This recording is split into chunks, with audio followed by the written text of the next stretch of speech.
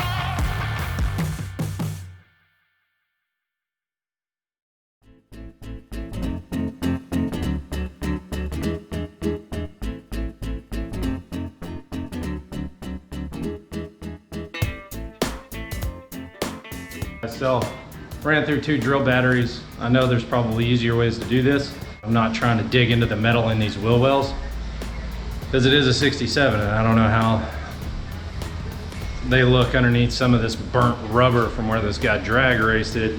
But I've got a ton of stuff piled up on the ground right there and I'm covered, and it's starting to rain, so I'm gonna try and get everything pulled back in and then pick back up on it tomorrow. All right guys, so this is what I've cleaned up so far. As you can see, you know, I'm almost halfway, but that's the rest of it that I've got to clean off. All that dark stuff right there is all rubber, and then surface rust underneath it. All the way around, it's just caked on. You know, I mean, you can't really see it, but like here's a piece of the rubber, like right there. See if I can get a good angle on it. So I mean, it's, you know, pretty decent thickness, you know, rubber that's caked on there. You know, my whole mat's offered, covered everywhere, but you know, it'll be worth it once I get this all cleaned out, and then I can get it all cleaned up, get these patch pieces ground down and cleaned up, and then I can spray it with etching primer and then get the Kimberly undercoating sprayed in here. So it's gonna look awesome once it's done. So stay tuned, guys.